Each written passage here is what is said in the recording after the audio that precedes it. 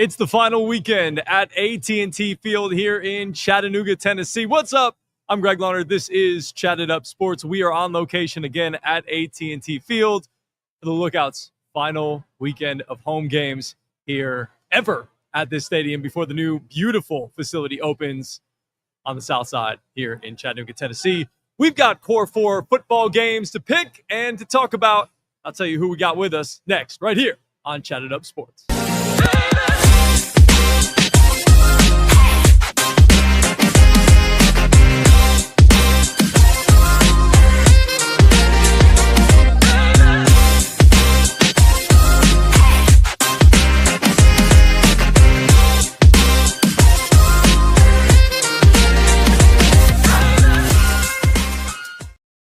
Like I said, I'm Greg Larnard, and we are here live on location. Thanks for hanging out with us here on this Feel Good Friday. Missing just one part of the real Core 4. Yep. But to my immediate right is a man who is the inventor, the creator, the founder, one of the founding members of the Thick Boy Running Club. Up for Dad of the Year, per usual. One of the sickest, sleekest Tennessee Vols shirts.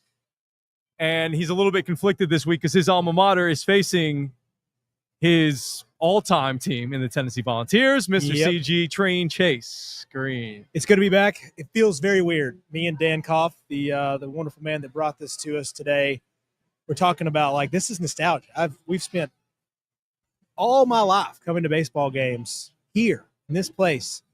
No Miss Wanda tonight, but we did have plenty of opportunities to come back and see her this year. So it feels very strange to say goodbye to this place. And there's our wonderful Mr. Ryan Ely. What's happening? Good, buddy. Good, buddy. That was Drew and I's GA. So shout out to them. Much love. That's what I love about the Lookouts. One last run, boys. One last run. And then to his right, Dr. D is in the building. Yeah. He is Welcome back. from Welcome back. Knoxville, but not for long. Not because for he long. is going to be back home. I'm coming home. I'm coming home. Tell the world that he is coming. I'm home. What's up, G? Mickey Malcolm Harris. Yes, sir. I'm going to give you a fist bump because I know Boom. you're a little under the weather, but A you're little here, under you're the making weather. it. We Yeah. appreciate you being here. I'm going to give you starter minutes, man. Yep. That's all you can do. It's Jordan flu game. Yeah, for sure. And what a better. There's no better situation. In the No better last situation. weekend of AT&T Field, I mean, bro, like this is beautiful, man. It is very beautiful. It's so good to be home. It's so good to see all these fans Yeah. picking games. It is Joey Votto Day, Oh, Jersey man. Day today. Those Give away the jerseys went first by 1,000 fast. fans. Yeah, they did. There's Yeah. people lined up down like the freaking walkway. Yeah, bro. Actually, it was this way. Sorry. Did y'all see that they had somebody, I think it was at 4:15, they had 5 people in line already. That's nuts. I was like, what? That's nuts, man. 4:15. 4:15 today. That is nuts. That's bro. sneaking out of work early. That's Yeah. coming straight from school. That's saying, hey, I got to get there. I want that jersey. I Need want that. that. You got to cop that jersey. That's a good-looking jersey, though. It is. Will say. Very good-looking jersey. They do good giveaways here at Yeah. AT&T Field with the Chattanooga Lookouts. The two men behind the camera tonight, Joseph Guthrie and Drew Rogers, hanging out with us and doing the most, and the football aficionados. What are you guys calling the instant reaction show hosts after the game after the game's on Saturday?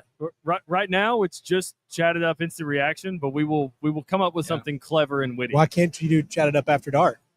Hey, Chatted Up. Okay. Yeah. I like that. We can. Yeah, I love that. I mean, it was very reminiscent of Pac-12 After Dark action last week when we went live. I know Nico was in the process of not having a good time when we were on, but I think that's what we're rolling. I like. Go ahead. I'm saying before it leaves, you know, like a drink where you drink at night, it's a nightcap. Yeah. What about the night chat with 2 T's? Perfect. Ooh, I do like Nice that. chat. I Y'all do like like that? that. So the night chat will be back this Saturday. Which So, which yeah. which one of Hey, y'all those? pick some games. Which one of those Pick who you want to is win. Shannon Sharp, and which one's You are the Ocho public. Cinco? Oh, you are for sure Ocho Yeah. Cinco. Without a shadow. of a Yeah. Oh, It's not Joseph whoa. for sure. yeah, no. You're Ocho Cinco, no, bro. I don't have it like that. It's a good issue It's to a good have. swag. After that, I mean, he is the worst interview of all time, and you're gonna make me chat Ocho Cinco? When? Didn't he say like Yeah. What? Who was he on when he With was Stephen like? A. He was talking about Theo Vaughn. putting his baby's mama's through yeah. workout routines Yeah. and see how athletic his kids can Oh, potentially be. no. That's not what I was No, talking about. I no, was no, talking no. That's about the one I just saw recently about him. Theo. We're referencing the Stephen A. one where he's like, yeah. and she told me, Go deeper. and yeah. Oh, and that you didn't have. Yeah. Oh, yeah, man. See, So, that's not yeah. me. Listen, you know how I It's feel. not a perfect It's not a perfect analogy. Nothing in this world is. I don't think Ocho Cinco was wrong. Like, you know what? This is what I have in stock, baby. I'm only human, though. Make some picks, guys. Sorry, I need to fall away from that one. Let's get out of that situation ASAP. Kids over there. ASAP. Yeah. for the viewers, for those looking on camera, if you see the men on the table gesture away, they're trying to coerce people that are coming to the game to make picks live. We have the board here. I know you can't see it. Unfortunately, we don't have it on camera, but that's what they're doing. Just an FYI for the viewers. Thank you. And I'll get the final board count by the end of the show. It's going to be so That's many. gonna be there's sick, a lot bro. of there's a it. lot of votes over Yeah. there. We will have probably the highest public count we've ever had so far. I'm doing a little cheat sheet. We It's had at some good least ones. it's at least 25 per box. Oh, okay. Yeah. I figured so. I was Good. like, we've had like the multiple kids stopping by is huge. Oh, yeah. Yeah. I did think it was a little guy advantageous. You know, they're right at eye level for them. I saw he had a lot of charisma. A Lot of aura. swag. Yeah. A lot of aura. Not drip. Yeah. Sauce. He's gonna go. How often are people using aura? Is it just all the time now?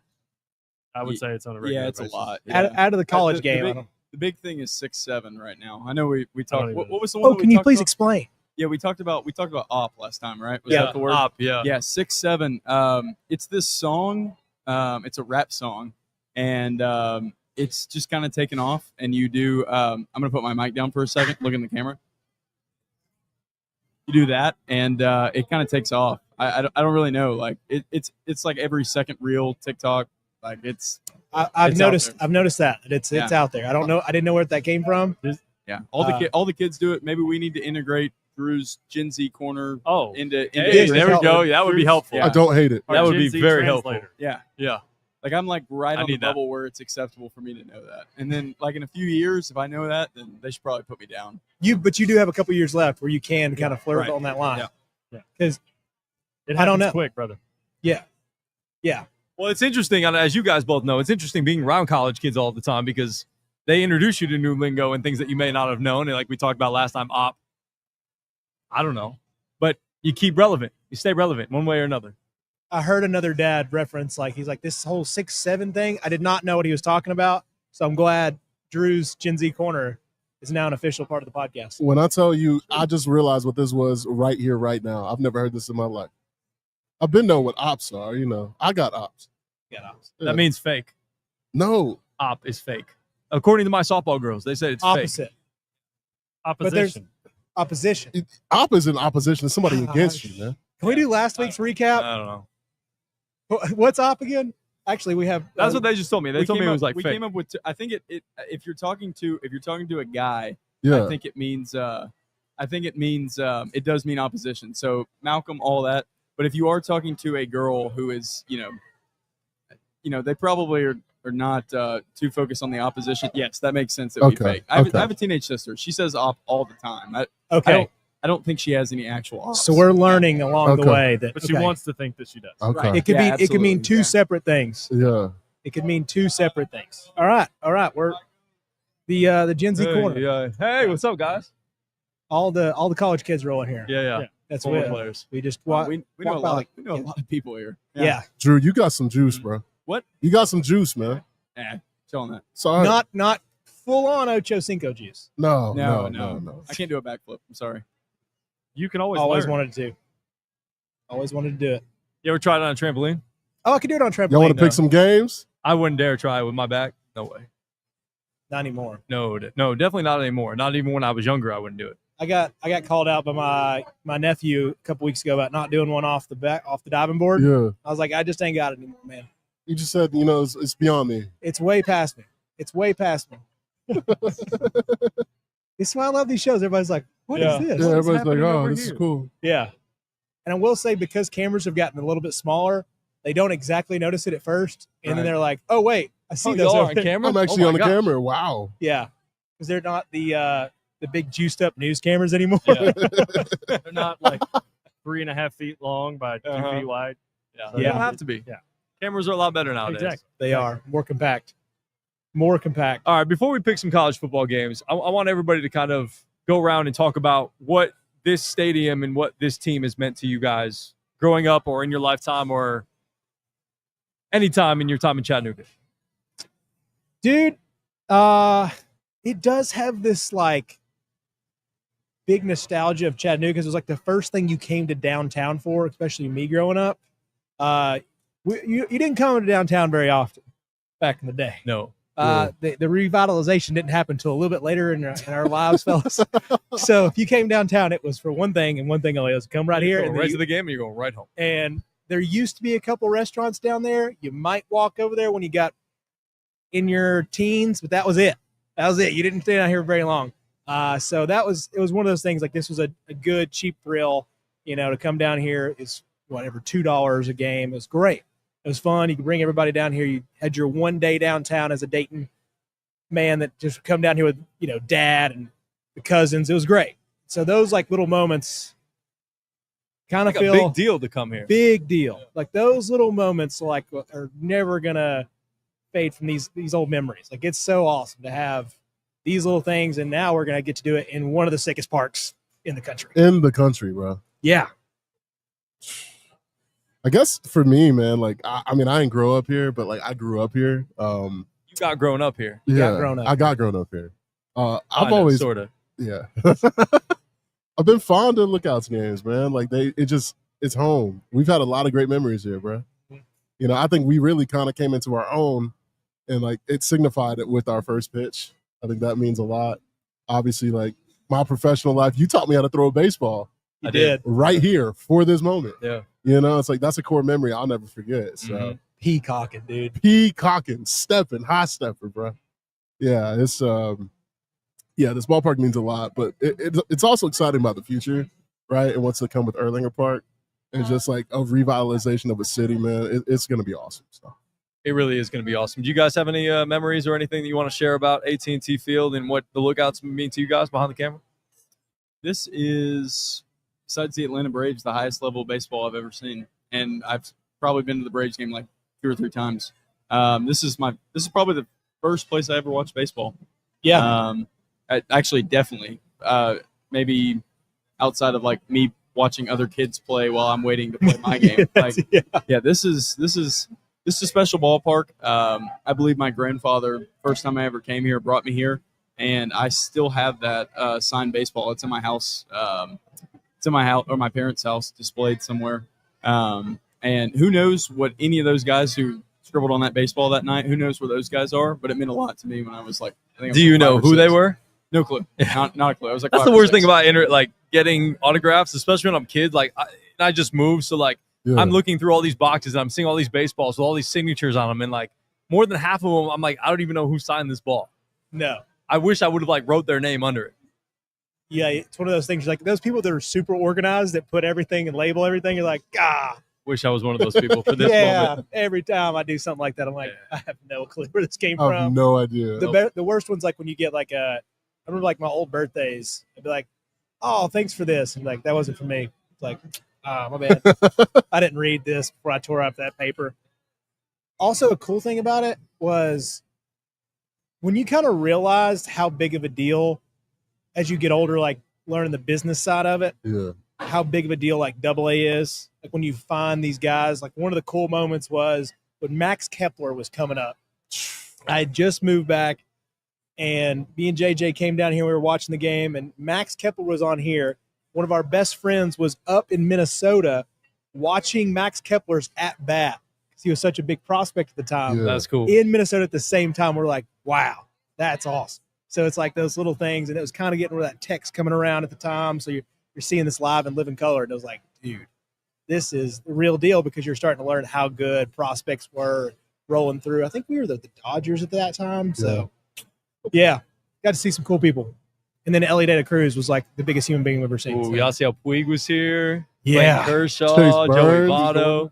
Chase Burns for like D. Gordon. 7 D. seconds. Gordon, yeah. We got to see some real players come through here. Mm-hmm. And I'm sure they love their time because I've seen some really bad, like, 2A places. When we threw that first pitch, and that was one of the things I was going to bring up, but when we threw that first pitch was Christian Moore was Christian was Moore. here Yeah. for the Trash Pandas. Yep. Mm-hmm. Now he is an angel, man. Yeah, now he's an angel, which is kind of disappointing because, like, I'm now in Florence, close to Huntsville, where the Trash Pandas play. Yeah. Like every time I come to Chattanooga, I drive past their park, which their park looks pretty sick. Now it's not going to be as sick as what the Erlanger Park's going to be, but now for me, like when it comes to the lookouts, like I remember the first time I came to Chattanooga for my job interview for ESPN Chattanooga, and I remember it was just like, it's on my way home, and I just want to drive around the city, get a feel for what the city's about and the downtown and things like that. For sure. And this was one of the biggest selling points. I remember driving up here. It was like December. I was just nothing going on at AT&T Field. Yeah. I drive up here. I get out of my car, and I literally just like walked around the stadium. Like not inside, but like outside of it, just to check it out. Because I'm like, this is so cool. Like I've never been a part of a city that has a baseball stadium like literally like right ingrained in it. I lived in Queens where Citi Field was 20 minutes down the road, but like you got to drive there. It's not like right downtown, like it's a whole big thing. It's production, but that was one of the coolest things for me. And then just getting a chance to come out here, the fireworks and things like that, living right over the bridge and being able to see the fireworks every Friday. Yeah, it's a lot of cool things. But as we usher out the old, it's always good to kind of reminisce about what this organization, what this stadium has meant to all of us individually. Joseph, did you want to add anything? I know you're not the biggest baseball guy, but no, I mean, well, you were a part of that most of the things I touched on would already be covered by Chase and Drew. It was a nostalgia thing. Coming up here as a kid, living close enough. It was probably the first time I ever saw like organized professional baseball. Yeah. So while no, I'm not the biggest baseball fan, I do have a lot of memories of coming to these games as a kid. So it's like a closing of a chapter with this field, and then another one starting with Erlanger Field. So yeah, it's mostly a nostalgia thing. So yeah, and I know me and Miggy were talking about like just the changes that happen like all the time downtown. We've had probably 15 to 20 restaurants circle through those three corners, easy, right down there, and then you come back to it, and this place has just been a staple. Oh. And everybody's like, not the greatest park and not this, but I was like, everybody still shows up. Everybody still shows up, still get a hot dog. Still get a hot dog. Still get a beer. Thirsty Thursdays never fail. Thursday. That's the best part is like those Thirsty Thursdays, post kickball, like early 20s, coming back. I was like, dude, I had my doubts about moving back to Chat, and this was another place that kind of proved me wrong of like, hey, guess what? You're going to have a lot of fun. Like Thursday nights are changing for you, you're mid-20s, you're doing okay now. You're not fighting for every dollar. So you're going to get through it. But it was a lot of fun. It helped me like build a lot of friendships here. And let's be honest, those little league like outings back in the day. Oh yeah. Yeah. Oh yeah. I mean, shoot, I brought my couple of my baseball teams here over the last couple of years. That was pretty cool. But yeah, we appreciate the Lookouts for having us, and they've been incredible hosts. They've had us multiple times throughout First Pitches, broadcast our show from here, set us up with prime locations where we get a chance to be out amongst the people. And it's what we really enjoy doing, is being out there and being amongst the people. So again, follow, like, subscribe, all of the things on all of the platforms. We appreciate that as always. But it is time for our core 4 picks of the week. I want to start with one of Joseph's favorite bowls, the Cy-Hawk Bowl. So good. Cy-Hawk Bowl. Do you want me to start? Sure, go ahead. I'll let you start. I was about If to you're say, ready good. for This it, is gonna be good. No. I mean, yeah, I don't have to. I can go. I'm ready. Go for it. Go Okay, for it. so Rip it. looking at this game, Iowa State, obviously the Cy-Hawk Bowl. Iowa leads the all-time series with 47 wins and 71 of the matchups. Iowa State, though, has won last 2 out of the 3 matchups. And to me, the biggest question mark in this game is going to be who will adjust better to what the other does best. Iowa State trying to change things up, do things differently. We know what Iowa's going to be. Yep. They are not hey, I'm going to go out there and sling the pill around. No way. I'm going to tote that rock. I'm Play going some to tote defense. that rock and play some defense. Iowa State, on the other hand, they will throw a little bit. They lost their top 2 wide receiving threats last year from last season. But they've gone out there and they've done something a little bit different. They've incorporated 2 big-ass tight ends. Big boys. Can you tell me how many plays this year that they've run something other than 12 personnel in 2 games? Give me a guess. 0. Close. 5. 4. 4 plays. 4 Wow. plays all season. They have run something other than 12 personnel. When you They're got- heavy 12 personnel. When you got big boys out there that can catch the ball. Gotta That's what I'm feed 'em. saying. Yeah. And that's going to be big for Iowa State and their offense. Ben Brammer and Gabe Burkle are going to be their 2 big tight ends. Love the 2 tight end sets. They're going to be running the football a lot as well. They have a little bit of a questionable offensive line. The defense has been stopping the run really well. So to me, that is going to be a big plus for Iowa State. And because of that fact, and because they are running the football a little bit better and can throw it a little bit more and kind of mixing things up from what they normally do, again, with the 12 personnel, the 2 tight end sets, I'm going to roll with Iowa State in this match. Very well said. They are the home team in this one as well. Yeah. I'm going to roll with the home team. I took a lot of visitors last week, and that was not fruitful for me. We didn't we do great, buddy. Yikes. Can I throw you out a home team stat before you go, Chase? Yeah. You know the last time Iowa State won this game in Ames? I heard this earlier, but I can't remember. You're going to make me regret this now. 2011 Oh, man. Yeah. was the last time Iowa State won this game at home. So just a little bit of food for thought before you proceed there. But Thanks for giving me that nugget before I picked. yeah, sorry. Dude, I had that on my board, and I was like, hey, I'm ready to go, but listen, have confidence. I'm not going to waver. I'm not going to change my pick. There's no The confidence. research is done. Well, I went back and forth, and I kind of just fired it off. With this it's a pick 'em with a home field advantage. That's all this is. And I was like, man, knowing how heavy they were on the tight ends, it's going to be a running game. Buddy, this is going to be low scoring. This is going to be a quick game and low scoring. Yeah, especially with it being early. There's no juice. It's the Cyhawk Bowl to its finest. I don't know for sure, but I like Iowa State by a smidgen. This is like a 51-49 home field advantage.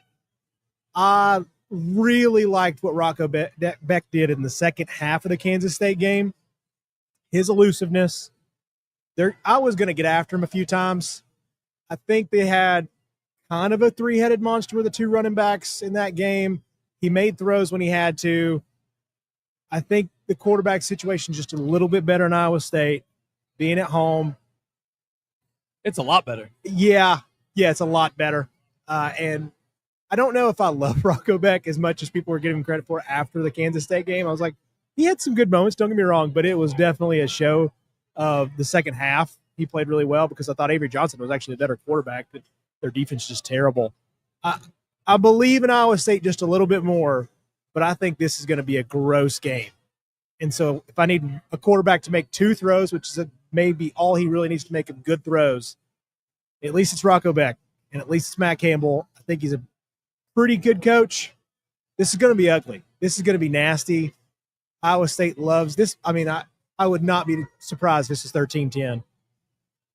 And Iowa State, not super confident in it, but that's who I'm going with. Give me the homeboys. Roll Cyclones. I don't feel better about this pick. I know, dude. This is the hardest You one. guys are now on it, but I'm going Iowa State. But I will say this is going to be a photo finish. They got a freshman phenom, Xavier Williams, went over 100 last week in their week opening game. I just ultimately think Iowa State is just going to be more physical in the trenches. I don't think that Iowa can get it done. I know the stat about 2011, the home team, but as far as I'm concerned, I saw Iowa State. I've done the eye test. I know Kansas State might not be the best team right now, but I still think Avery Johnson is dynamic, and they figured out a way to pull it out. Therefore, give me the Cyclones over the Hawkeyes. Is this our first game? Did I miss the First game? Yeah. game. First Yes, game. This is our first game. Very brother. good. You did not Cyhawk miss trophy, baby. Very good. All right. Very simple. There's a reason that state is next to the name Iowa. It's because they're second best. Good. Pick Iowa, please. the I'm Hawkeyes. feeling Yeah. way too As you'll see later, unified over here. Yeah, if you'll see later in this podcast, me and the panel over there on the main camera did not agree a lot this week. Yeah. And that's fine. I don't mind being on Iowa. I'll be honest. I haven't watched a single bit of Iowa football this year, and I'm probably not going to. I'm not going to watch this game. I do not care. But You should watch this I game. love the honesty. bro. Yeah. But I'm going to take Iowa because after watching Iowa State in Dublin, I don't think there's many teams that I would pick not to beat Iowa State. So give me Iowa. As someone who put them in their Big 12 title game, I'm offended. What? That you wouldn't sit and watch Iowa State. Boys, there were some clips on Twitter over the spring, fall camp. Iowa's got a quarterback, Mark Gronowski. I mean, he's throwing on air, gentlemen. He's completing slants. He's hitting deep balls. The There's not a spiral is DB there. tight. Comes out. Iowa might have it figured out. Throws for 44 yards in his opening game, 8 of 15. You know what that is? That's an identity. Iowa, whether it's the death of them or not, they are going to play defense and they're going to run the ball. If I remember this correctly, if they averaged, I think it was 26 points a game, they would be like 11-1 in their past 4 out of 5 seasons or something like that. Just ridiculous. If they had any kind of forward pass, if they weren't playing football like it was, how do you measure that? Because how many points they've allowed versus how many they've actually scored. If they would have averaged 27 points a game versus how many points they're giving up. I thought you said passing attempts. My bad. Oh, no. Passing yards. Yeah, sorry. Misheard that. Averaged, yeah. They would I was looking at those kids behind us being enamored by the camera, and then I was like, wait, what are you talking about, Joseph? They would have played in several Big Ten title games. They wouldn't have won them, but they would have played in several Big Ten title games. Yeah. Iowa hasn't thrown a forward pass successfully since, I don't know, a game we're going to preview in the Border War started in 1891. That's the last time Iowa probably completed a forward pass. Maybe since the last time the Cowboys made it to the NFC Championship How many times have they thrown 26 times? How many times have Iowa? Dude, I couldn't tell you. I couldn't tell you the last time Iowa had 20 passes. I was going to say, probably take them 3 or 4 games to get 25 pass attempts. It's probably not as long as you would think, but now, when was the last time they had 20 pass attempts? Probably not that long ago. When was the last time they had a quarterback that had more than 20 completions in a game? Yes. Then you might be digging through some scrolls. For sure. Not books, scrolls. Most definitely. Because it's going to that's going to be a minute. It might be a while. Yeah. I don't know. I can't confirm that. But anyways, I'm rolling with Iowa State. I like Matt Campbell in this game. I like the veteran presence of Rocco Becht. I think they're going to find a way to finally get a win at home versus Iowa. So give me the Cyclones, take the Cy-Hawk Trophy, and break the Hawkeye hearts, and leave Drew on the Hawkeye Island. Oh well. This could be a big game changer for you. What? On the old board, the scoreboard is going to get real tight this year. Oh, it is. Hey, there's only one guy at the top right now. I don't know when we were going to bring that up, but I'll do it now. There's only one guy that stands at 3-1. That's true. For each game, after we talk about it, I'll give you what the Chattanooga public thought. We have as we mentioned, we have a whiteboard. And for the Cy-Hawk Trophy of our closest contest, Iowa State 17, Iowa 15. So wow. Yeah, the public's with us. Technically, the Chattanooga public is with as the of right four now. of you. Well, Drew, you really are Jon Snow pulling out the sword. You're I alone love right it, dude. I hate everything about it. I love it. Because now I feel like they're going to lose. Exactly. Now I feel so unconfident. I didn't have a whole lot of confidence in the pick. I was 51-49. Now I have even less in that pick because Drew's alone. You said it in my mind, and I definitely think it's why I've been weighing on this one so much, Drew, is what if that Dublin game, what if both teams just kind of suck? What if it's just kind of listen. What if we're like, man, that was a good battle with Avery Johnson. You're like, what if Avery's just the only decent part of that team? Did you see the Dublin hangover? Oh, yes, sir. Yeah, that's why. Kansas State looked awful last They week. look Battle with North terrible, Dakota. bro. Not North Dakota State people. And they got North Army. Dakota. They got armed, disrespected troops coming into town. I feel bad for Kansas State. I feel pretty bad for Kansas. Oh, sorry, I thought you were talking about. Yeah. So what? But yeah, Oh, I'm. for sure. I thought you were talking about. she was talking She to got me, me bro. hard. She was not. Not talking to us. Behind us. See, this is why we're not on Yikes. McAfee, man. We can't No, stay. this is exactly what, dude. This happens. Yeah. Okay. all We're the time. doing shows in public. Okay. Yeah. Okay. Oh, part all of the it. time. Yeah. I thought she was dude. I thought she was like markers, and I was like, they're right there, ma'am. Yeah. No, this is just part of I it. think the number one clip of McAfee is when jets fly over and dudes were just being bros, and they were like, "Whoa!" Dude, it's just guys being dudes. Yeah, guys being dudes. Guys That's being hard. dudes being bros, Yeah. man. Yeah. It's the best. So yeah, Jeez, the public is really on Iowa State. Okay. Doesn't make me Nice. feel good. Does not make me feel me feel confident good. at all. All right, what's our next pick, G? All right, the next one, we are going to go to Illinois at Duke. I do not want to start with this one. This is a trap Somebody else game. start. oh, Trap game. Seeing take that line scares the crap out of me. I don't love it, but I still have to stick with Altmaier. I don't know why. I hate seeing these lines nowadays. It makes it worse because you're like, they know something I don't, and they do. Right. 'Cause I didn't watch They Duke. always do. I know Duke you're not going to pick Duke. No. There's no way you could pick Duke. I can't do that. It's probably right, Sacrilegious. but I believe I believe Illinois is still a good team. I think Vegas loses this week, so I think a lot of people are going to pick Duke. You're going to hear the talk of the transfers. You're going to hear, that's a pretty good ball club down there. Elko ain't there anymore. Give me Altmaier. Give me the Illinois defense. Might be another ugly game. The noon slate. It's got our best matchups. Don't know if these are going to be the most beautiful games. This is not going to sell the world on college football if you are a casual watcher. But by God, Illinois keeps their crappy but weird hopes alive for a Big Ten title appearance. Give me the Fighting Illini in probably a huge trap game for the betting world. I love that pick, bro. I really do. Stop it. But I got 4.1 million reasons why I think you're wrong. Darian Mensah, bro. 4.1 million. That's what I'm saying. That's what you pay him for, is to win games like this. Give me the Duke Blue Don't even Devils. say it. Don't even say it. The Dukies of Blue No. Devils, man. Stop it. Give me Duke over Illinois. I love what Max Chadwick said about this Altmaier and how he does against facing the blitz in our last episode. I just think they're going to play aggressive. They're going to play not to lose, and give me Duke. They're going to cover. Yeah. All right, you want to talk about blitzes and Altmaier? Let's hear it. Do it. So, you're right. Max Chadwick on Monday's show, Tuesday's show, technically, yes. did talk about the defense and did talk about blitzes and stuff like that. Well, who loves the blitz but Manny Diaz? A Manny Diaz defense. He loves the blitz. And we've actually got some data on this when he faced Altmaier way back in the day in 2023 when he was the defensive coordinator at Penn State. He faced Altmaier.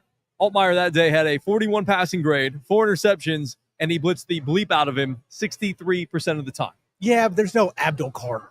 There is no Abdul There's Carter. no Abdul You are Carter correct. down there at Durham. all You are right? correct. Those nerds don't even know what they're doing.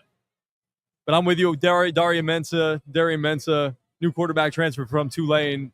That dude knows how to win. They win at Tulane. I'm going to go with Duke. I know they don't run the ball real well. I just don't trust Altmaier, and I don't think that offensive line is going to handle the blitzes very well. This, like you said, Chase, can be an ugly-ass game. Yeah.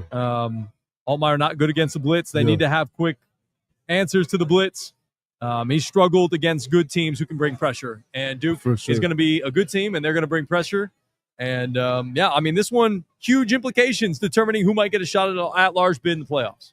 Who knows? I know that's crazy to think about. That is nuts. wild to think But, about. Duke's got a relatively easy schedule. Yes. If they win, they'll have this notch, which Illinois, based on their schedule, probably is going to be a ranked team at the end of the year. So it's like, weirdly could happen because we don't know how good Clemson is.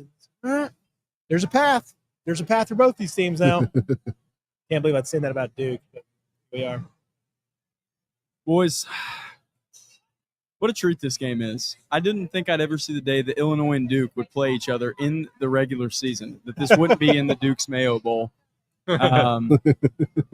Look, when I don't know what to do with a game, I just pick the best program, and I'm going to pick the best program. Illinois is absolutely a better program. Brett Bielema he's Brett Bielema. He's going to do what he does. I think when we do this, like we get on here, I think it's really easy to quote stats. It's really easy to quote players that we know.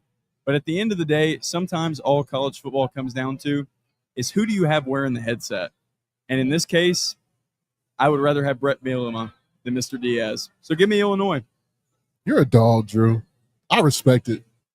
Thanks, dude. Yeah. I respect it. I mean, I try to be honest. Sometimes I have terrible takes. We'll see about one coming up real soon this Saturday. This is a make or break for you, Yeah, buddy. it is, This is yeah. a make or break for I may you. get kicked off the show if it's 43-10. No. But buddy. No, it's not. No. If Joseph That hasn't wouldn't kicked me off this show, then we're fine. If I have not been kicked off this show, you're good. Dan Lanning This was is real a man. tough. This is a man who's about to be on Sirius XM. He's got a point there. All right. Yeah. Y'all stop. Hey. Y'all Your, stop. your, Hey. your Dan Lanning take was the one that was like, these guys might just be trigger warners. And you know what? Somehow you're going to be on Sirius XM now. Man, Mama, we made it, man. You just keep shooting your shot. It goes in every It once just in a while. goes in every once in a while, you know. It's 100% of shots you don't take. Mr. Guthrie. Yeah. So looking at this game, I like to focus on one area, and that's what Brett Bielema wants to do. Because bringing up pressure rate with Manny Diaz, number one, he is not calling Penn State's defense. He doesn't have those dudes back there. This is Duke. I get it. It's still the same scheme. But like Chase said, there's no Abdul Carter coming after Luke Altmaier. No. But also, I think it's really hard to blitz a quarterback that much if he's just turning around and handing it off. And I think that's what Illinois' strategy is going to be. Because last week, Duke played Elon at home. You guys want to take a guess how many rushing yards Elon had?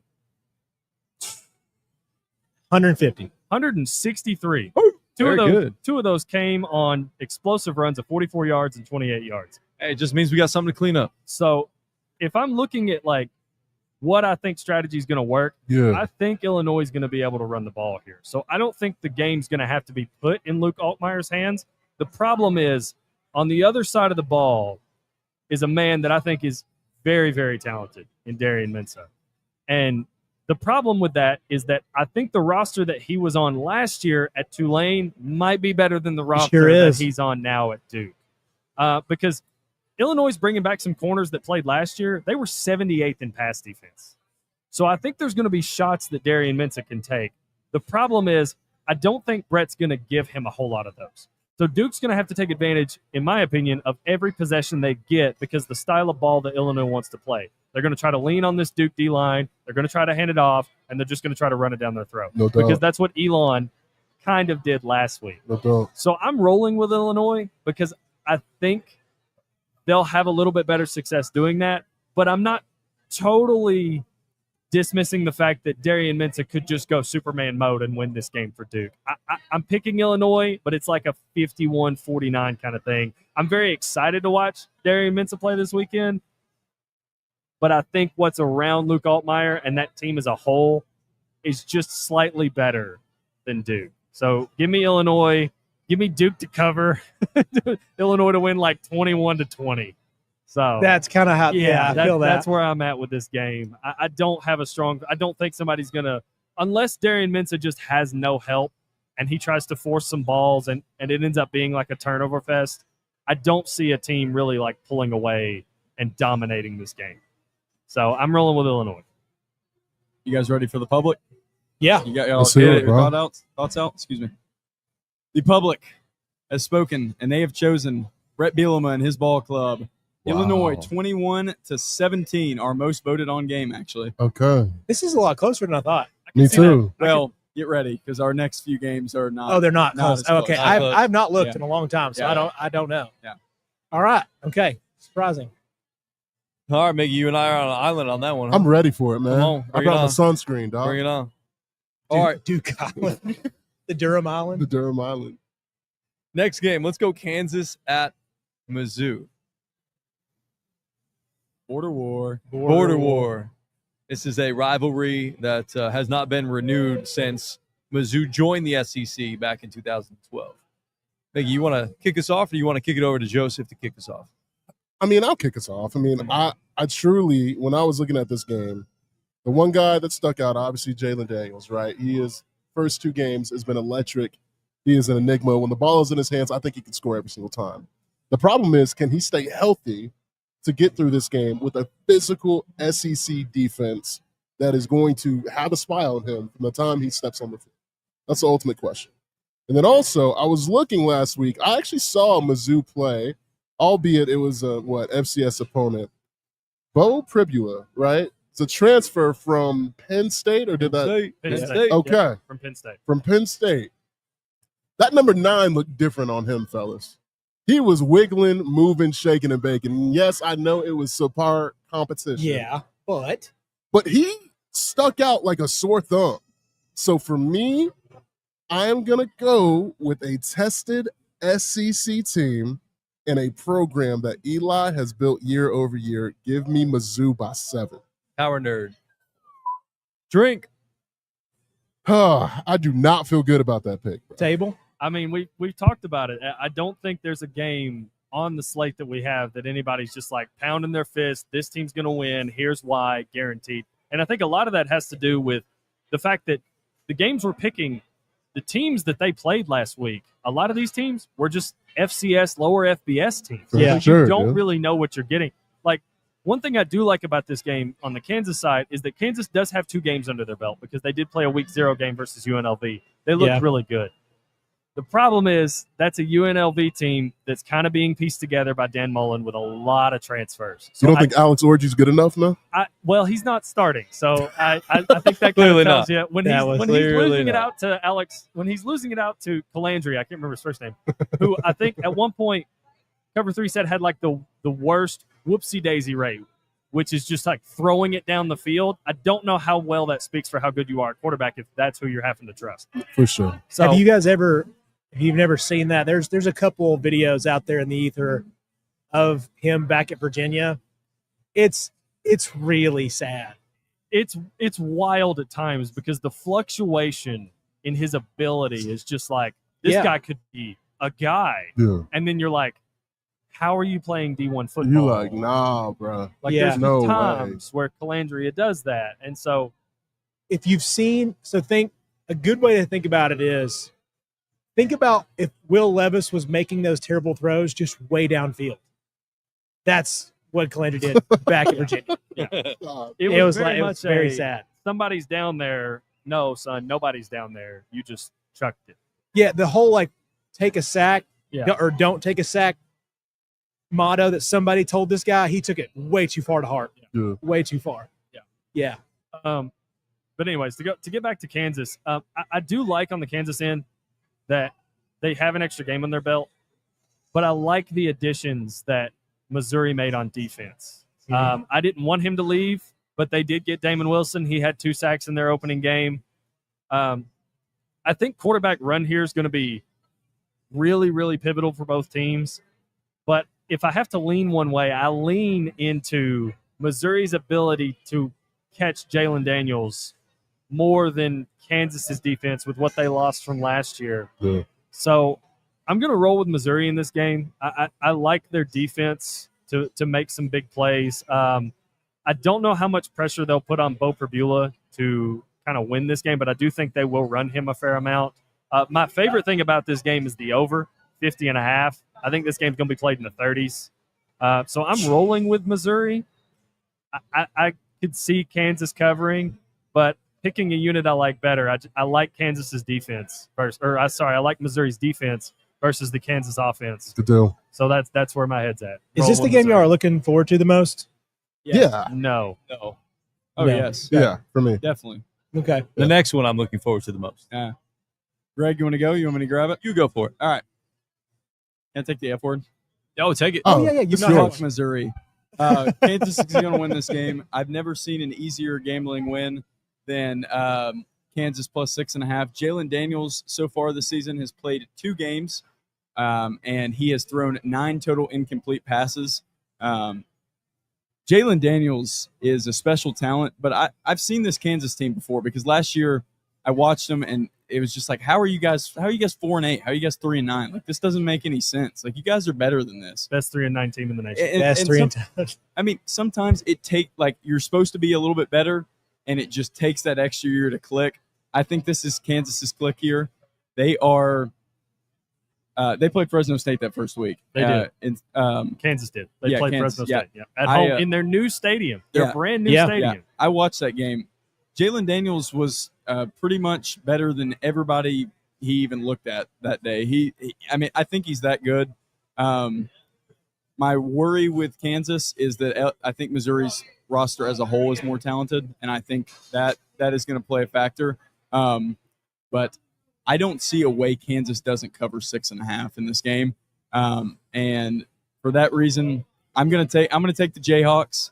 I've never been a big Jayhawks guy. Never been a big Big 12 guy, which Missouri should go back to the Big 12. I think we can all agree on that. I bring it back. But the border war can just be a conference game. You guys don't even have to force it. But yeah. Well, I guess now it's advantageous for Missouri because they'll make that a sure. border war game every year. Like So a we lock it in. non-conference, yeah. That's our automatic non-conference thing that the SEC wants to do. Sure. So I guess we get that back in a way. Yeah, Sure. yeah, that would be. I'm all for that. I do want to, if FanDuel or DraftKings or any book actually happens to see this clip, I just want to know the hit rate on. There's never been an easier bet and then placing a team, because I just want to know the hit rate. I just want to know, because that feels like something a lot of people tell themselves. Yeah. They're like, it's never been this easy, and then it just goes so south. I don't know. I would love to know the hit rate on that. What do you guys want me to on do? that What do you guys phrase. want me to wear next podcast if Kansas doesn't cover? We'll throw If some they real don't life. cover, Yeah, or if they don't win. If they don't cover. if they don't cover. If they don't cover. Yeah, I've already got the 6.5 ticket. What do you guys? We'll put real life stakes on this. Yeah, let's think of something. You know what? I know what we have to do. We're just going to order a little pack of Kansas Jayhawk face stickers, yes. and you'll just have to wear them on the pod one day. Perfect. Or no, Missouri Tiger. Missouri. Missouri, yeah, 'Cause they'll- Missouri yeah, sticker. Oh wait, that's worse. yeah. Yeah. No, because if All Missouri, right, if all right, Missouri deal, covers, you have to wear a Missouri face sticker. Deal. Yes. I'm Just into like that. on. If I can on find both it, cheeks. if I can find it, I'm also going to make you wear like a big fathead Eli T-shirt.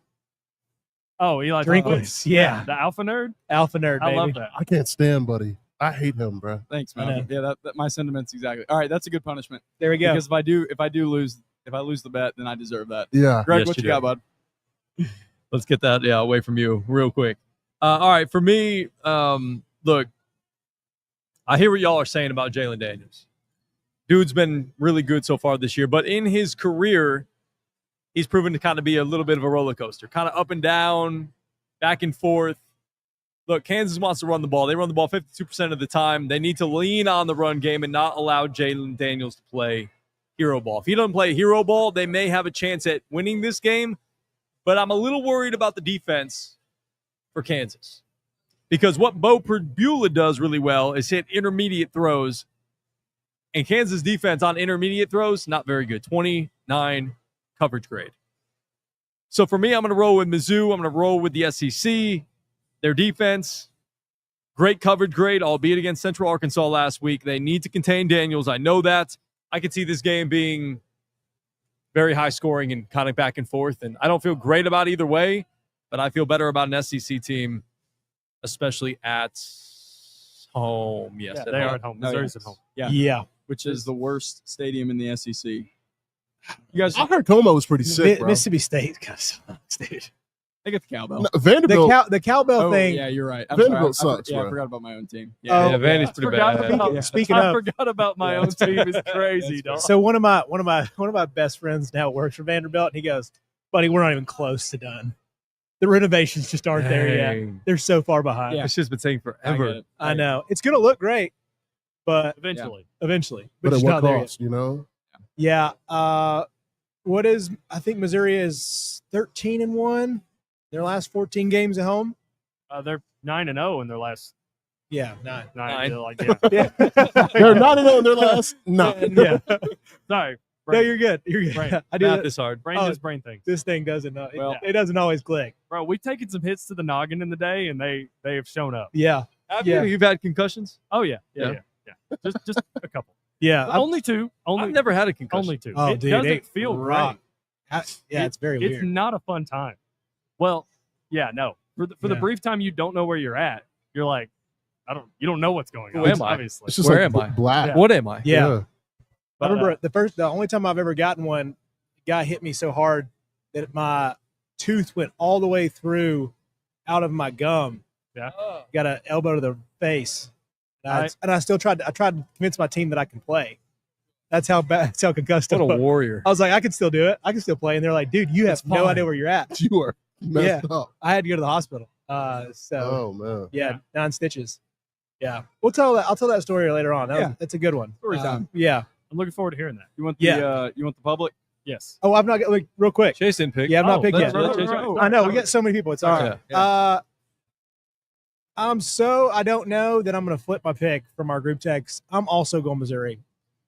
I think the home field advantage matters here. I think Bo Papula gave me enough from a very bad team that I'm in. You all right? You didn't see what Malcolm saw. Just keep rolling, Little dog. dance behind you. It was a kid dancing behind. Okay. He was, Cut it up. dude, he was cutting a rug. He was Yeah. well. Like Those he was hips were really not lying. moving, bro. Okay. He was. I am so sorry. That was so unprofessional. Hey, dude. That was like This is not a- let a naysayer know, Chatt It Up version. It was that bad. Do we have that on camera? Oh, yeah. Oh, heck yeah, dude. Oh, sweet. All right. Well, a little bit. He was kind of. You could see him a little bit. You're a wide Yeah. frame. Yeah. Ah, it's true. Yeah. Oh, it's boy. You're a wide t-shirt. frame. I'm sorry. Continue. That's bro. wonderful. No, thank you. I enjoyed it. I was like, what did I say? I was going back in my head. I got insecure for a second. I was like, what did I even say? It's not you, bro. No, it's our boy back here just doing things. Cutting the rug. All right, Missouri. I like it. I don't love it. I don't want any more of it. I'm going to trust Eli for some odd reason. I think this is actually the year. Last year we had a lot of faith in them. They got smoked by Bama and Texas A&M. Yeah. I believed in them, but they beat the teams they were favored against. And I think they're going to do the same thing again. I do like Kansas to cover, but I do think this is like a 32-28, kind of a weird game, something like that. That's where I think this is living. But I actually think this is like a nice Bo coming out party. I think he's got a little bit more dog in him than I expected. I thought he was kind of that wimpy Penn State guy that left. It didn't work out. They're going to trust Drew Aller, screw them. Well, I think the screw them might actually be a part of it. I think he's like, I'm in the SEC now. To be honest, I don't feel like there's a lot of people watching Missouri No. as like there's like some ball guys that are like, yeah, watch out for Missouri. Mickey was one of them last week. Yeah. But there's not a lot of national guys. No. You're right. And as a kind of sort of national podcast, I believe we're going to be the first ones. Mickey's a national sports talk radio, or not sports talk, but radio host. All right. How bad is this one, young Drew, for the public? The public actually backs the podcast. The public says that Missouri is going to take this one Let's 22 go, to man. 13. This Am is I alone SEC on- country. Am I on Jayhawk Island over here?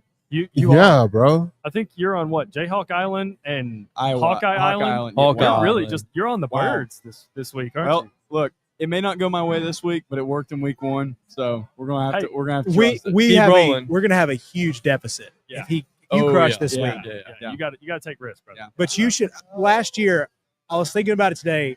The swings that we went through. Yeah. Didn't you start 4-0 last year? I led most of the year, and then Miggy went on I think he won 16 games straight. Yeah, bro. I went on like a Went on a month tear. heater. Dog. Yep. Like a month heater. I was like, game. And then there was some you missed on, or I missed Then on. I fell that- apart. Well, I don't feel like you fell apart. When you just get that hot, you came back. You were from the You depths. fell, Yeah. you fell back down. Shout out to our It's a boy reality. GT, but the Yeah. public, I think you beat the public by one game. I think he beat the public by a game. Yeah. Dog. So Oh, gotta love GT. All right, our final game that we are picking. To me, it's the big one of the weekend. Michigan at okay. Oklahoma. Joseph, we got to start with you on this. Yeah. Oh, you want to start with me on this?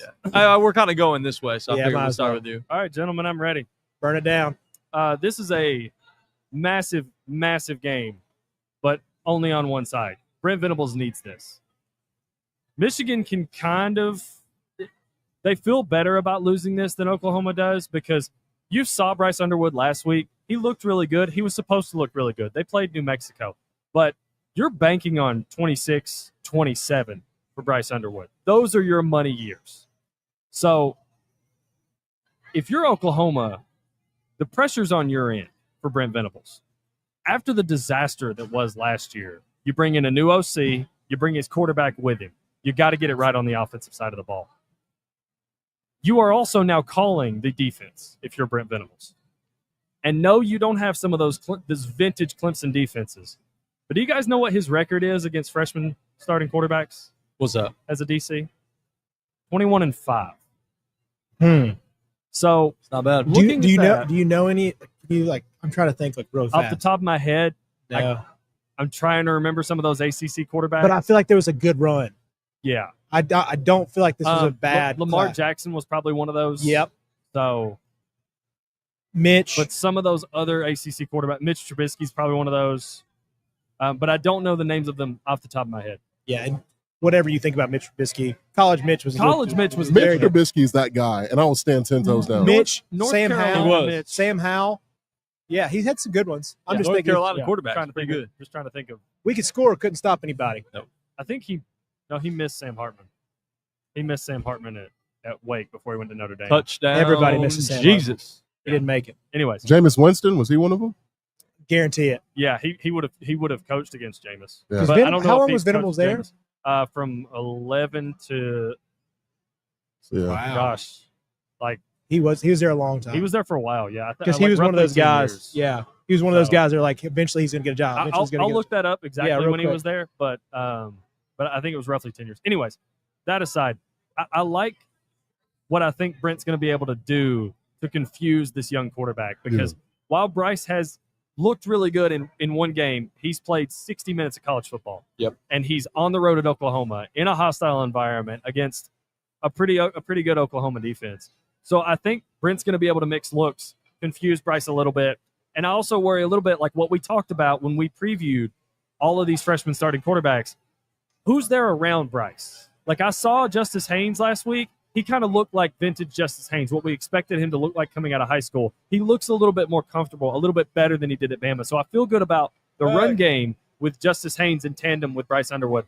But on the outside, who's going to be his help? Because he's going to need somebody. He's going to need somebody that I know John Mateer is going to have in Deion Burks. So that's what I'm worried about for Bryce Underwood. The X factor here for me in this game is John Mateer's legs. Because while John can be a little bit reckless, I think he got a lot of totes last year at Washington State. And I think they're going to use that in some clutch situations for Oklahoma to extend drives. Maybe like a 3rd and 3, a 3rd and 5, a 4th and 2. Something to keep them on the field. Boom, it's John Mateer running. So I think his legs are going to be huge. Jaden Knott, the Cal transfer, he did not play last week, but he didn't have to because they're playing like Illinois State. He's expected to play this week. They feel pretty good about him. I think they also had, it was either 2 or 3 offensive linemen for Oklahoma that didn't play this week that are probably going to try to go this week. I'm still a little bit worried about that offensive line, but ultimately I think Oklahoma finds a way. I think John Mateer being able to run the ball, Jaden Knott coming back, Deion Burks on the outside. There's just more plays to be made for Oklahoma in this game. So I'm rolling with them now. I'm really high on Bryce Underwood, but just not yet. So give him a little more time. He'll cook. Give me Oklahoma to win. I don't want to say they cover. You know what? Yeah, I'm going to say they cover. Say, Give me like 27-20 Oklahoma in this game. Venables was there from 2012 to 2021. What About I said, nailed it. 2011? Yeah. We were close. Yeah. We were close. Yeah. Very About 10 close. years. Yeah, I was thinking because I feel like I was still in college.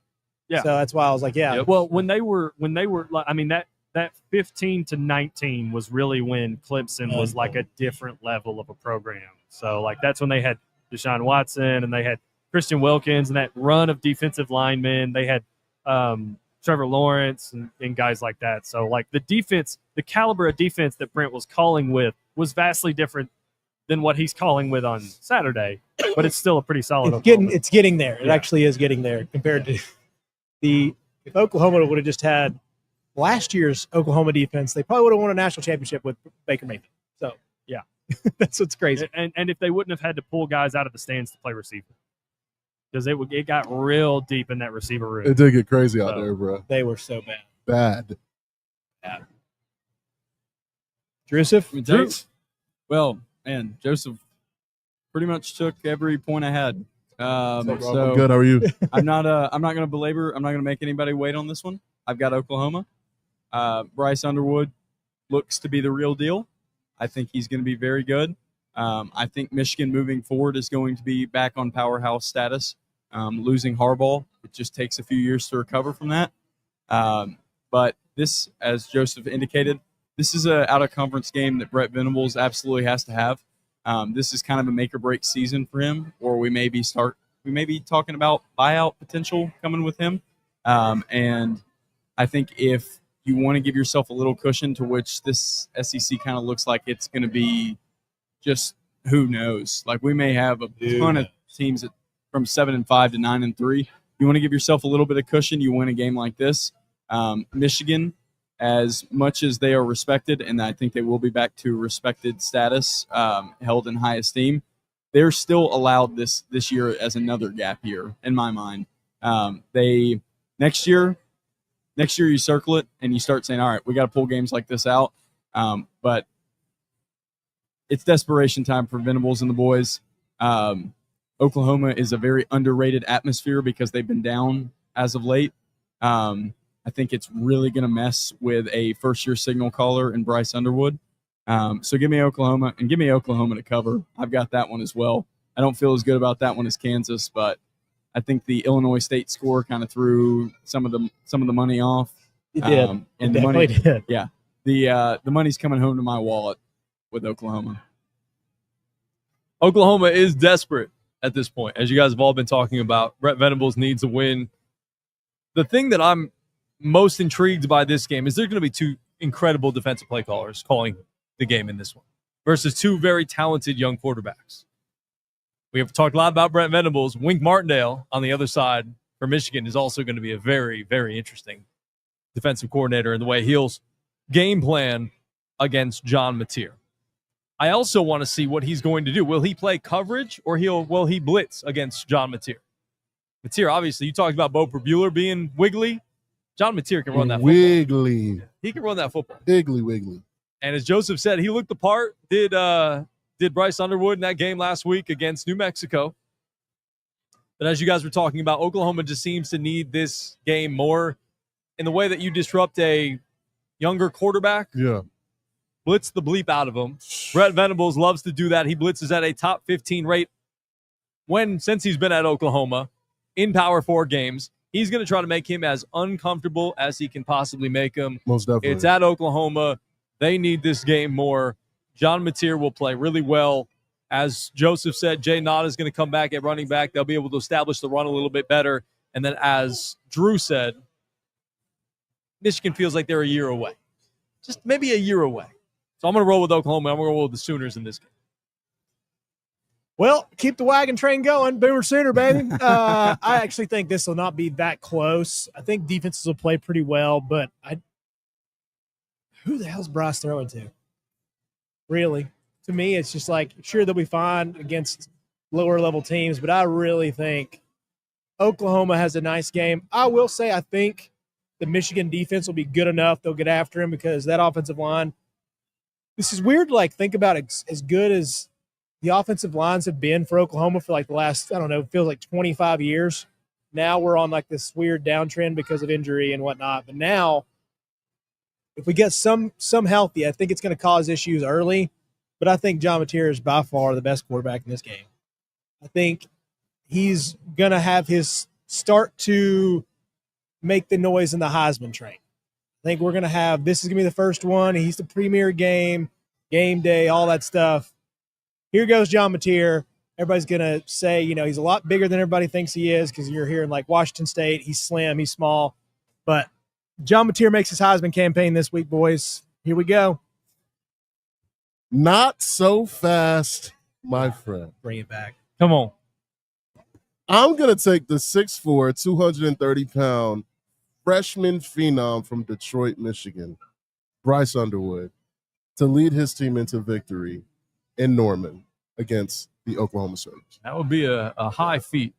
Everybody's saying like, hey, man, look, Bryce looked like what we thought Arch Manning should look like. But again, Arch had to face Ohio State. Yeah. And I understand that. And again, Arch looked like a completely different football player in the fourth quarter. He needed more time, but it was so bad. Just ran out of time. I don't know if the play calling was great. No, Sark was being really soft. And I love Sark. Very, very soft. As a play caller, I've told y'all this. It was one of his worst games he's ever coached, for sure. He only called that game scared. Yeah. I mean, I maybe didn't trust him. I don't know. But when it comes to Bryce, yeah, you guys are right. Oklahoma has a better roster. They have a Heisman contending quarterback. They should win. But as I was looking last week, it made no sense to me that John was still in that game in the fourth quarter against what, Illinois State? Why are you in the game in the fourth quarter? Why is it not 56-3? And also, why did you not score a single point after the third quarter entirely? You didn't score a point. Don't think they did. Like that, it's concerning, man. Like, and I know he set some records his first game as an Oklahoma Sooners quarterback, but boy can cook. Yeah, man. Give me Bryce. I think he's legendary, and I think the legend's going to be told, man. I think the kid's just different. A couple of things. I'm glad you brought up his size. Did you see the block he threw for Justice Haynes? Yeah, in that game. What a truck, dude. He hit a DN. Yeah, that he didn't hit a corner.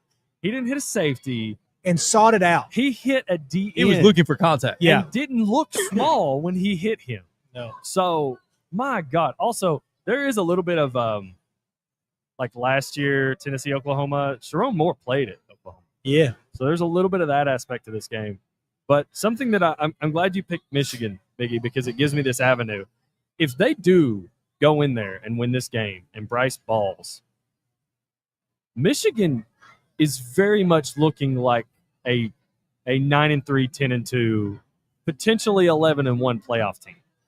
Because if they beat Oklahoma, they got Central Michigan. Yep. They're at Nebraska. Yep. I don't know how much confidence I have in Nebraska. Not after week one, bro. I have them in my playoff bracket, but watching that Cincinnati game, man, they just feel like same old Nebraska. That to looked me. rough. I could be proven wrong, but we'll see. Then you got Wisconsin, who's let's put it bluntly, it's probably gonna be a dumpster fire this year. Yeah, no doubt. They don't look great. Then they're at USC. We don't know what USC is yet. Washington at home, at Michigan State, Purdue. Best of luck, Purdue. At Northwestern, at Maryland, and they finish with Ohio State. So if they win this game at Oklahoma, Bryce's confidence is going to be that much higher. This team's going to feel that much better. Yeah. He's only going to get better as the year goes on, barring he stays healthy. We're hoping and praying he does, obviously. Look, Michigan could legitimately be a year one Bryce Underwood playoff team if they beat Oklahoma this week. And the path to do that is just because the offensive line's not healthy for Oklahoma. You take advantage of that. Yeah. Yep. This is going to be a very, very talented Michigan defense. They've continued to recruit. Portal was pretty nice to them.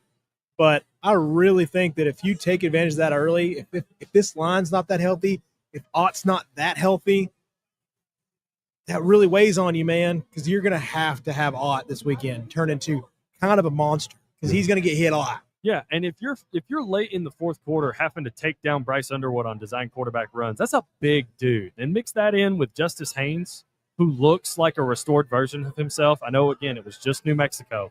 But just in this Michigan offense, he looks better.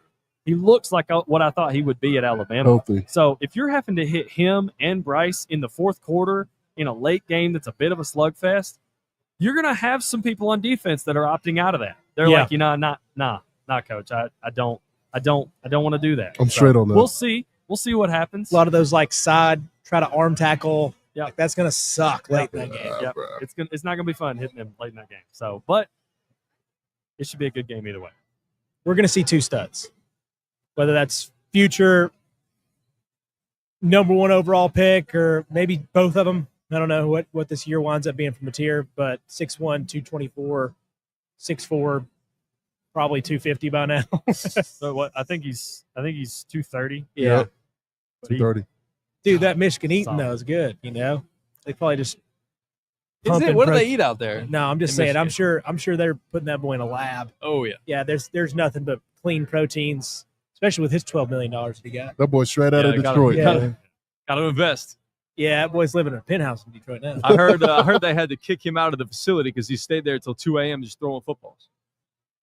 He's 18, dog.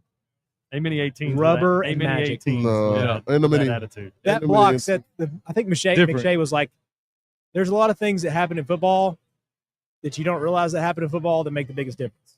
And that was one of those plays. Yeah. You're like, because also pointing out, it was a defensive end. This is a monster. And he like stood him up. I don't know. He didn't level him. You know, I'm not going to say that. No, but not many quarterbacks are going to seek out contact with the defensive end. No. Especially where he was. He could have easily bailed out, rolled away. Hey, they need me. Yeah. He's like, no. Or he could have just like body blocked him and just kind of like skipped in front. Like, no. I think that was one of those plays, and we mentioned this with Aguilar. Like I think that for the Tone team, setter. he needed to set that tone ASAP. Game one, boom, hit a guy in the mouth, show him like, all right, this is our guy. This is what I'm about. This is our dude. And also he's the dude. Like that's the thing is just there's different guys like, he's the dude. Like Aguilar, he's a good guy. He's going to start for us. But now we've got the special guy, physical specimen. Yeah, he ain't no Bryce Underwood. Yeah, we don't have that in Joey. But hey, No. in Joey we Still love trust. you. Hey, In we I'm Joey love we you. riding trust. with Joey till the end. man. Hey, I think he was Peyton Manning Award winner of the week. He was. Shout out to Vol Hey. Nation getting that vote in, man. Yeah, Let's dude. go. Oh, we can pump out some social. Oh, we numbers. can when we want to. We can pump out some social numbers. All right. Hey, last thing I want to talk about. Oh, did you have the board? Did you want to talk Here for about the the public? board? This Here for is the public. yeah. Give me the public. I was going to say something different. They're back in Bedlam. 25-14, Oklahoma. We love it. Yeah. I feel. Boomer I love it. Sooner. I love it. It's gonna be Well, a good or bad week for the public. It certainly is. It's going to be a good or bad week for us. Good or bad week for Drew. Yeah. We are with the public a lot. I don't know if I love that. I don't know if that adage is still the same as it used to be. I know in betting world it was like fade the public. I don't think that's really a thing anymore, but the public's gotten better. Thank you to all the others. It's a full Drew fade over here, man. Full Drew fade by Malcolm Harris. The big board is going to look exact opposite. Well, hey, we had NFL football last night, too. And we got NFL football tonight. And we got NFL football this weekend. Just to end things, what are y'all most looking forward to about week number 1 in the National Football League? Cam Ward is going to get a W in Denver. He's doing it again, guys. I fell for the trap. He's doing it again. You okay? I put, yeah. There's always a game. There's always a game that's like, what the hell happened in week 1? Yeah. It's going to go down. The last time Going to come out guns blazing. The and- last time Cam Ward played in Colorado, sure it was against Colorado State when he was at Washington, but he had over 400 yards and 3 touchdowns, no interceptions, boys. Let him cook. Ladies and from gentlemen, anything. if you're wondering what's happening right now, this is called fan coke. It is a disease that affects many. And Phantom is a it has mental probably illness. affected you at some Calvin point. Ridley, Yeah. ever heard of him? Stud. And Tony Pollard, stud. Van Cope also affects myself because the thing I'm most looking forward to for week 1 is watching Kyle Pitts cross that hollowed Oh, ground, Mickey just licked his lips. that hollowed ground called the end zone as he punches it in and starts his breakout year for 1,000 yards and 10 touchdowns. The only time he's going to cross the goal line is in the warm-ups, though. When I tell y'all I'm gonna ladder his yards, something serious, they're gonna try to shut down my FanDuel account, man. This guy, this Malcolm Harris and Drew Rogers, We are they are embezzling taking our money money. Yeah. on Sunday, fellas. They're like, he has a hack. Kyle Pitts is about to have a generational game, and I can't wait to see it. If he gets hurt, I will be hurt. Lock it in. It's time. Get your futures now. Come on. Is there a Pitts phrase out there that we know of? Is there anything in the radio or is there a Twitter thing about Kyle Pitts? Is there like a No, literally, the Pierce city of Pitts. Atlanta hates Kyle Pitts. No, it should have been Pittsburgh, as in they should have traded him for like somebody from the Steelers. I'll never give up. Perjury. I'll never give up on Pittsburgh. never, brother. never, Oh, always and forever? I'll never give up on Kyle Pitts ever. Even if he gets traded or he signs with a different team? Nah, I'll forever be a stan. Is he? Yeah. So he's going to be the guy. Like if he just is very subpar, he's like, hey, Kyle Pitts in the right system would have been different. Yeah. Yeah, we all had those one guys that we just won't give up on. He could be retired, and I'll still be back in the train. I'll still be the only guy on the train, but I'll still be with Kyle Pitts. Forever. Well, don't worry. You got. So talented. We have the 2 people that are on the pitch train in Chattanooga. Yeah. No doubt. Maybe- Nobody else maybe- that I know. Mickey And tries to pull me along, and I just can't can't do get it. on me. I took him on my fantasy team. I'm gonna like Stop. when I tell y'all, like At least you could wait for him this year. In years past, it was like, oh, we're drafting Kyle Pitts as like maybe one of the top best 5 tight ends in the league. Now his ADP has dropped so far that he's like one of the last tight ends off the board. Everybody takes him kind It's like of as a a steal. bit. It's kind of a bit. Yeah. Like, I'll take Kyle Pitts. Why not? I'm ready to be hurt again. Yeah. Well, the thing that I'm looking forward to the most, there's a couple of things. The biggest one is Sunday Night Football with Lamar versus Josh. I mean, that one's easy. yeah, man. That's going Heavyweight to be fight. Can't a wait. heavyweight fight. Both defenses ready, raring to go. Quarterbacks obviously awesome. The last 2 MVPs squaring up week 1, awesome. Dogs. And then obviously I want to see Micah Parsons plays and how effective he can be against the Lions. I want to see Jared Goff throw some turnovers, and I want to see what the Lions look like with 2 brand new coordinators. To me, that's going to be really intriguing how their offense and their defense runs with 2 new coordinators. Because generally when you trade in new coordinators, it generally doesn't go very well, especially having to replace the ones that they had to replace in Aaron Glenn and Ben Johnson. Spectacular coordinators. Incredible. And hey, how is Ben Johnson going to be as a head coach and a play caller? Because we've seen many great offensive coordinators. Talk about Josh McDaniels. Hey, you go be a head coach and you try to call the offense while you're the offensive coordinator or you're the head coach. It doesn't really work out the No, it doesn't. So I have one thing to ask you, G. yeah. How does it feel going in and being the best team in football? I've never had this. It feels fantastic. Although I don't know if I wouldn't consider the Packers the best team in football right now. Because I think we have holes still. There's holes at cornerback. Jair's not out there to save us anymore. Nate Hobbs is on the outside along with Keyshawn Nixon. I don't love that pair at cornerbacks. What is the run defense going to look like?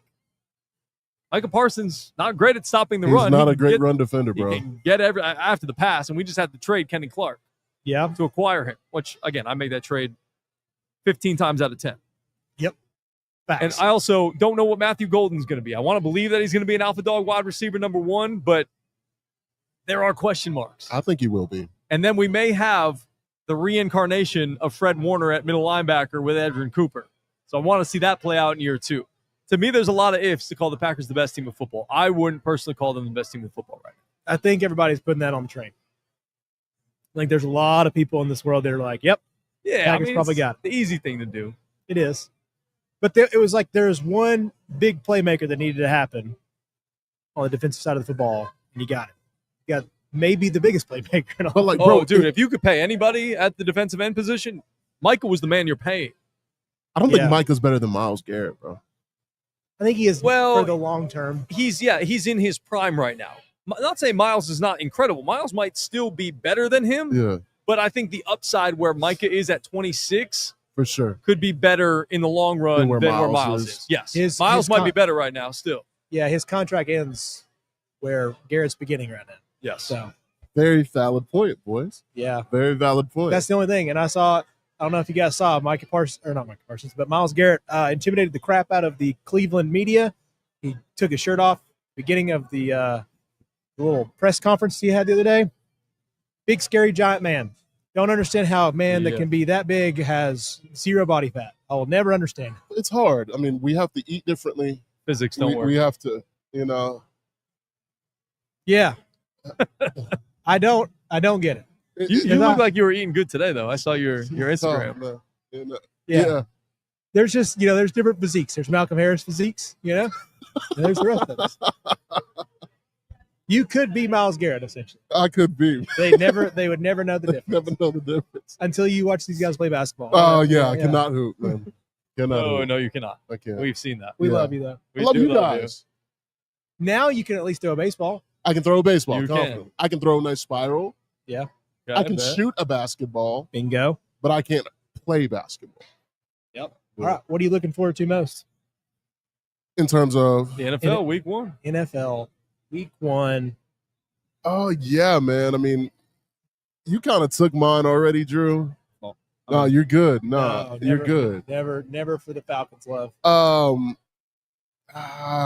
What am I looking forward to week 1? I mean, you got a good matchup with the Falcons and the Bucks week 1. Yeah, we do. I want to see if Michael Penix did a good job with the matchups this week. I do want to see, all right, is Michael Penix for real? Like, we're hearing all this in camp. I haven't seen him play a single snap in preseason. Excuse me, guys. Is he going to look amazing or not? That's what I want to know. And then also, I'm very curious about what's happening in Minnesota. JJ McCarthy, what's up? Because KOC, they've been kind of quiet. Are y'all hiding that he's really trash as hell? Yeah. Who'd they sign? Who's their backup? I don't know. Like they had a decent backup. But KOC really likes Anthony Richardson. Stop it. And I'm just like, listen. Not even KOC. Anthony Richardson, he is the most athletic just person in the league to me. If there is somebody who can save him, bro, Like KOC got Sam Darnold $100 million. Carson Wentz is the backup. To JJ. I'm not saying Carson Wentz revenge tour, bro, but they'll be ready. They'll be ready. I'll tell you that. I mean, he resurrected the carcass of Sam Darnold. So Carson Wentz. hey, maybe there's another payday in his future. If JJ comes out and struggles within the first month, I wouldn't be surprised if they made this switch. Because I'm telling y'all, Justin Jefferson is not gonna have it. No, he's gonna be like, "Hey, y'all trade me then, if this is what y'all gonna do." Adam Thielen just signed, bro. they just traded for Adam Thielen. Jordan Addison, please just don't get another DUI, man. I got you on my. What's his 4 games? 3. 3. Okay, 3 better. games. It's a good. He's duo. a very talented wide receiver. He sure is, man. Yeah. He was better than I thought coming out. Pitt I and was like USC, small. right? Yeah, he was smaller, but then he turned into something. I was very pleased. So yeah, interesting to see about the Vikings, and then also, I mean, obviously, Lamar revenge tour. Like, let's win a Super Bowl, my man. Sunday's gonna be so awesome. I can't wait. Yeah. Well, boys, this has been fun. I always enjoy coming out to. I missed the high five. No, you didn't. I didn't. I reach- missed you. No. I didn't go in early. Okay. I tapped you first. Yeah, I'm he so wasn't sorry. hanging. You He were wasn't looking right. hanging. Yeah, there was no hang. I was looking, man. Scenery. I initiated contact. You're good. Okay. We love the lookouts. We love Fun, AT&T man. Fields. We appreciate Dan Kopf for setting this up and everybody who does diligent work here at AT&T Field.